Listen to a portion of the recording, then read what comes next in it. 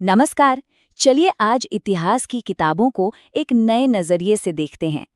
आज हम दक्षिण एशिया की कहानी को वहां से शुरू करेंगे जहां से असल में उसकी शुरुआत हुई थी। एक ऐसी सभ्यता की बात करेंगे जो सिंधु घाटी से भी हजारों साल पुरानी है। हम सब ने हड़प्पा और मोहनजोदारो जैसे महान शहरों के बारे में तो पढ़ा ही है। कितने विशाल और कितने सुनियोजित शहर थी वो। लेकिन देखिए, हर बड़ी कहानी की एक शुरुआत तो होती है। तो सवाल ये उठता है कि इन शानदार शहरों की नींव आखिर रखी कहाँ गई थी? ये सब कुछ शुरू कहाँ से हुआ? और उस सवाल का जवाब है एक नाम, मेहरगढ़। देखिए, ये सिर्फ कोई एक और पुरानी जगह नहीं है। ये वो जगह है जहां दक्षिण एशिया की कहानी असल में शुरू होती है। एक ऐसी जगह जो सिंधु घाटी के बनने से हजारों साल पहले से मौजूद थी और जिसने उस महान सभ्यता के लिए, समझिए, एक तरह से जमीन तैयार की। तो ये मेहरगढ़ है कहाँ? आज के पाकिस्तान में, बलूचिस्तान प्रांत के अंदर, बोलन दर्रे के पास। और इसकी ये जो लोकेशन है ना, ये बहुत जरूरी थी क्योंकि ये उस जमाने के व्यापार और आवाजाही के रास्तों पर एक बहुत ही अहम पड़ाव था, जिसने इस इलाके के शुरुआती विकास में एक बड़ा रोल निभाया। तो हमें मेहरगढ़ में मिला क्या है? यहाँ से जो चीजें मिली हैं, उन्होंने एक ऐसे नवपाषाण समाज की तस्वीर हमारे सामने रखी है जो अपनी सोच से कहीं ज्यादा, मतलब कहीं ज्यादा एडवांस था। ये वो जगह है जहां दक्षिण एशिया में एक सेटल्ड लाइफ, एक संगठित जीवन की सुबह हुई। यहाँ के लोगों ने, सोचिए, आज से लगभग 9000 साल पहले ही गेहूं और जौ की खेती शुरू कर दी थी। ये एक बहुत बड़ा, एक क्रांतिकारी कदम था। इसका मतलब ये था कि लोग अब शिकारी जीवन छोड़कर एक जगह बस रहे थे, अपना खाना खुद उगा रहे थे और अपनी भविष्य की प्लानिंग कर रहे थे। और सिर्फ खेती ही नहीं, वे दक्षिण एशिया के सबसे शुरुआती पशुपालकों में से भी थे।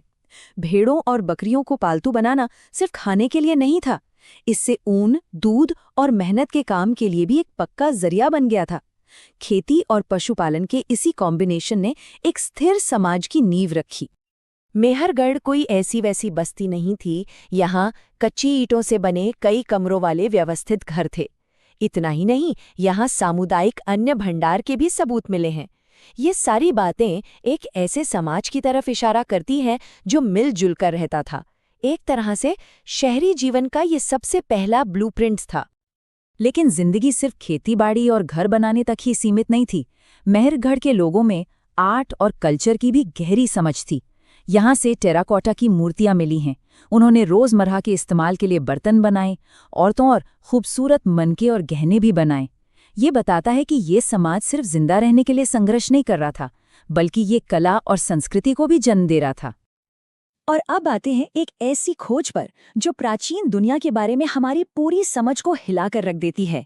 मेहरगढ़ ने हमें एक ऐसा सबूत दिया है जो मेडिकल साइंस के इतिहास में पूरी दुनिया में सबसे पहला है।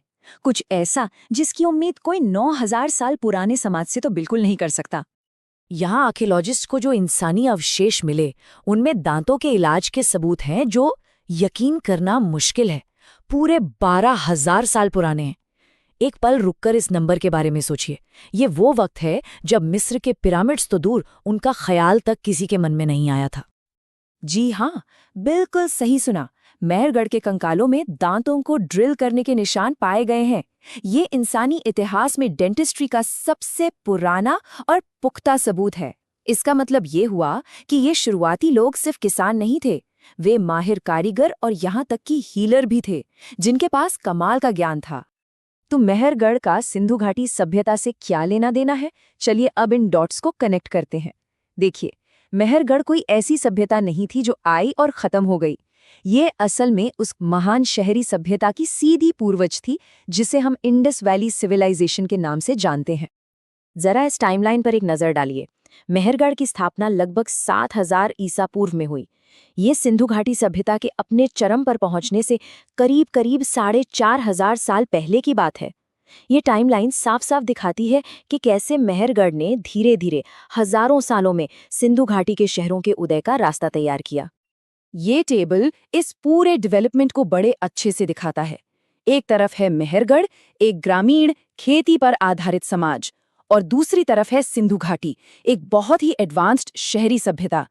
यहाँ साफ देखा जा सकता है कि कैसे मेहरगढ़ में शुरू हुए बेसिक आइडिया जैसे कि ईंटों का इस्तेमाल सिंधु घाटी में जाकर पक्की ईंटों और एडवांस्ड ड्रेनेज सिस्टम में बदल गए।